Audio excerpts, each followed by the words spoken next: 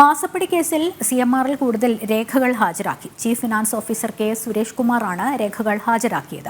അതേസമയം മുൻ ക്യാഷ്യർ വാസുദേവനും ഇന്ന് ഹാജരാകുന്നുണ്ട്. രണ്ടുപേരെയും ഇന്നലെയും ചോദ്യം ചെയ്തിരുന്നു. വിവരങ്ങളുമായി ജിജീഷ് കരുണാകരൻ ചേരുന്നുണ്ട്. ജിജീഷ്, മാസപ്പടി കേസിൽ CMRൽ കൂടുതൽ രേഖകൾ ഹാജരാക്കിയതുമായി ബന്ധപ്പെട്ട വിവരങ്ങൾ എന്താണ്? എന്തൊക്കെയാണ് ഈ രേഖകളുമായി ബന്ധപ്പെട്ട് നമുക്ക് ലഭിക്കുന്ന സൂചനകൾ എന്തൊക്കെയാണ്?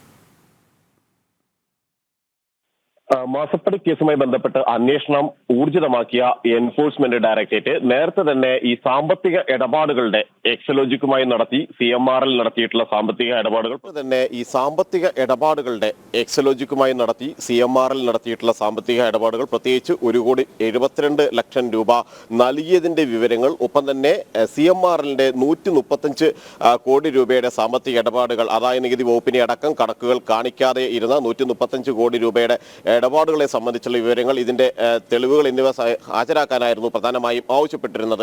എന്നാൽ ഇതിന് CMRൽ നൽകിയിരിക്കുന്ന മറുപടി എന്ന് പറയുന്നത് അത്തരത്തിൽ മുഴുവൻ രേഖകളും ഹാജരാക്കാൻ കഴിയില്ല, ഇന്ററീം സെറ്റിൽമെന്റ് ബോർഡുമായി ബന്ധപ്പെട്ട് നേരത്തെ ഹാജരാക്കിയ രേഖകൾ തന്നെ ആണ് എന്ന് വ്യക്തമാക്കുകയും ചെയ്തു. അതിനുശേഷമാണ് കൂടുതൽ രേഖകൾ ഇന്ന് സുരേഷ് കുമാർ ഇവിടെ എത്തി ഹാജരാക്കിയത്. ചീഫ് ഫിനാൻസ് ഓഫീസർ കഴിഞ്ഞ ദിവസവും ഏതാണ്ട് 24 മണിക്കൂർ നീണ്ട ചോദ്യം ചെയ്യലായിരുന്നു അന്വേഷണ സംഘം നടത്തിയത്. ഒരു പകലും ഒരു രാത്രിയും നീണ്ട ചോദ്യം ചെയ്യലിന് ശേഷമായിരുന്നു CFOയെ പിന്നീട് വിട്ടയച്ചത്. അതിനുശേഷം അന്നും പ്രധാനപ്പെട്ട രേഖകൾ പലതും ഹാജരാക്കിയില്ല.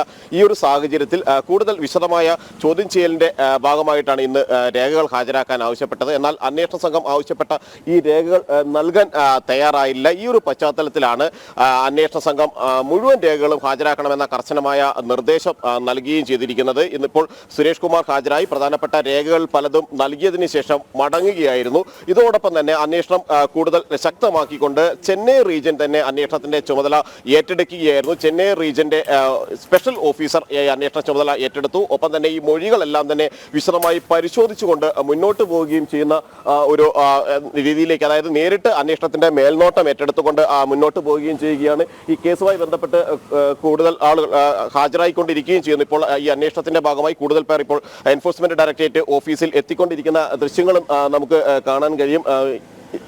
CMRലെ ഉദ്യോഗസ്ഥർ അടക്കമുള്ള ആളുകളാണ് പ്രധാനമായും ഈ അന്വേഷണത്തിന്റെ ഭാഗമായി ഇപ്പോൾ ഹാജരായിരിക്കുന്നത്.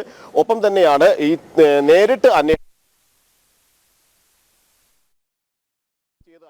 കേസിന്റെ ഗൗരവം മുഴുവനായും തന്നെ ഉൾക്കൊണ്ടുകൊണ്ട് തന്നെയാണ്. കഴിഞ്ഞ ദിവസം IT ഓഫീസർ അടക്കം ചോദ്യം ചെയ്തപ്പോൾ അവർ പറഞ്ഞിരിക്കുന്ന ഒരു മറുപടി എന്ന് പറയുന്നത്, ഈ ഏതെങ്കിലും തരത്തിലുള്ള സേവനങ്ങൾ നൽകിയിട്ടില്ല എക്സലോജിക്ക് CMRൽ എന്ന കാര്യമായിരുന്നു IT ഓഫീസർ നൽകിയിരിക്കുന്ന മറുപടി എന്ന് പറയുന്നത്. അതുകൊണ്ട് തന്നെ ഇത്തരത്തിൽ നൽകിയിരിക്കുന്ന പണമിടപാടുകൾ ഒന്നും തന്നെ സുതാര്യമായിരുന്നില്ല എന്ന ഒരു നിഗമനത്തിലേക്ക് എൻഫോഴ്സ്മെന്റ് ഡയറക്ടറേറ്റ് എത്തുകയാണ്. ഇതിന്റെ ഭാഗമായിട്ടാണ് കൂടുതൽ ചോദ്യം ചെയ്യലിലേക്ക് കടക്കുന്നത്. മാത്രമല്ല ഏറ്റവും പ്രധാനമായും ചോദ്യം ചെയ്യേണ്ടത് ഈ MD ശശിധരൻ കർത്തയാണ്. എന്നാൽ ശശിധരൻ കർത്ത തുടർച്ചയായി തന്നെ ചോദ്യം ചെയ്യലിൽ നിന്ന് ഒഴിഞ്ഞു മാറുകയാണ്. അന്വേഷണ സംഘം ആവശ്യപ്പെട്ടിട്ടും 2 തവണ സമൻസ് നൽകിയിട്ടും ഹാജരായില്ല എന്ന് മാത്രമല്ല, വീണ്ടും കോടതിയെ സമീപിച്ചുകൊണ്ട് ചോദ്യം ചെയ്യലിൽ നിന്ന് ഒഴിഞ്ഞു മാറാൻ, ആരോഗ്യ പ്രശ്നങ്ങൾ ചൂണ്ടിക്കാണിച്ചുകൊണ്ട് ഒഴിഞ്ഞു മാറാൻ നിൽക്കുകയും ചെയ്യുന്നു. ഈ ഒരു ഘട്ടത്തിൽ എൻഫോഴ്സ്മെന്റ് ഡയറക്ടറേറ്റ് വ്യക്തമാക്കുന്നത് എന്ന് പറയുന്നത്, ഈ സാമ്പത്തിക ഇടപാടുകൾ എല്ലാം തന്നെ കൃത്രിമത്വം നടത്തിയിട്ടുണ്ട്. അത് ആദായ നികുതി വകുപ്പിനെ അടക്കം കാണിക്കാത്ത നിരവധി കണക്കുകൾ ഇതുമായി ബന്ധപ്പെട്ടുകൊണ്ട് CMRലിന്റെ ഇടപാടുകൾ, സാമ്പത്തിക ഇടപാടുകൾ നടത്തിയിട്ടുണ്ട്.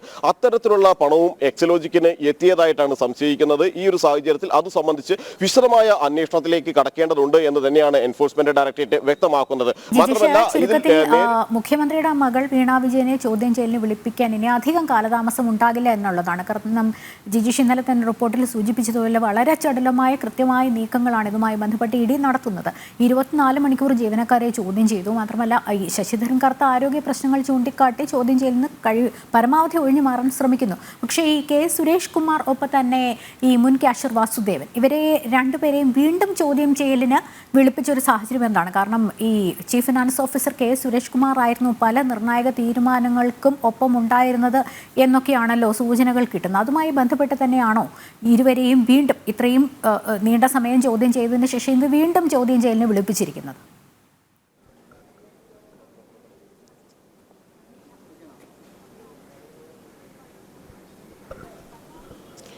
ലക്ഷ്മി, കഴിഞ്ഞ 24 മണിക്കൂർ നീണ്ട ചോദ്യം ചെയ്യലിൽ നമ്മൾ നേരത്തെ വ്യക്തമാക്കിയതുപോലെ തന്നെ സാമ്പത്തിക ഇടപാടുകളുമായി ബന്ധപ്പെട്ട കൃത്യമായ മറുപടികൾ അന്വേഷണ സംഘത്തിന് മുന്നിൽ നൽകാൻ ഈ ചോദ്യം ചെയ്യലിന് ഹാജരായ 3 CMRലെ പ്രതിനിധികളും ഉദ്യോഗസ്ഥരും തയ്യാറായിരുന്നില്ല.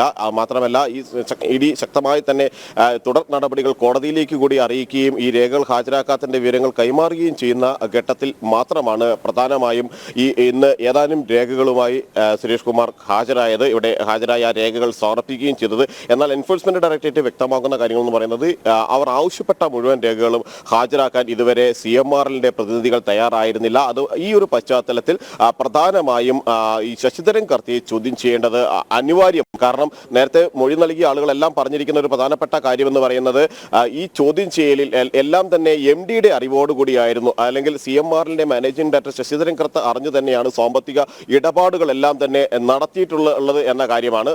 മാത്രമല്ല, എല്ലാ സാമ്പത്തിക പണം കൈമാറ്റം ഈ എക്സലോജിക്ക് നൽകിയതടക്കമുള്ള കാര്യങ്ങൾ ശശിധരൻ കർത്തയ്ക്ക് അറിയാമായിരുന്നു. ഈ ഒരു പശ്ചാത്തലത്തിൽ കർത്തയെ ചോദ്യം ചെയ്ത് മാത്രമാണ് കൂടുതൽ വിവരങ്ങൾ ശേഖരിക്കാൻ കഴിയുകയെന്ന് അന്വേഷണ സംഘം വ്യക്തമാക്കിയിട്ടുണ്ട്. മാത്രമല്ല, ഈ തുടർച്ചയായി 24 മണിക്കൂർ ചോദ്യം ചെയ്യൽ എന്ന് പറയുന്നത് എല്ലാ പഴുതുകളും അടച്ചുള്ള അന്വേഷണത്തിന്റെ ഭാഗമായിട്ട് തന്നെയായിരുന്നു. ലക്ഷ്മി നേരത്തെ സൂചിപ്പിച്ചതുപോലെ തന്നെ ചോദ്യം ചെയ്ത് വിട്ടയക്കുകയാണെങ്കിൽ സ്വാഭാവികമായും ഇതുമായി ബന്ധപ്പെട്ട ആലോചനകൾ നടത്താനും അല്ലെങ്കിൽ മൊഴികളിൽ മാറ്റം വരുത്താനും തുടർന്നുള്ള വിവരങ്ങളിൽ അല്ലെങ്കിൽ അത് ഇഡിയെ തെറ്റിദ്ധരിപ്പിക്കുന്ന വിധത്തിലേക്ക് അത്തരം കാര്യങ്ങൾ മറുപടി നൽകാനും എല്ലാമുള്ള സാധ്യതകൾ ഉള്ളതുകൊണ്ട് തന്നെയായിരുന്നു തുടർച്ചയായ ചോദ്യം ചെയ്യൽ എന്ന അന്വേഷണ സംഘത്തിന്റെ ഒരു തീരുമാനത്തിലേക്ക് മാറുകയും അതാണ് കോടതിയിൽ പ്രധാനമായും ഇപ്പോൾ അവർ ചോദ്യം ചെയ്യുകയും ചെയ്തിട്ടുള്ളത്.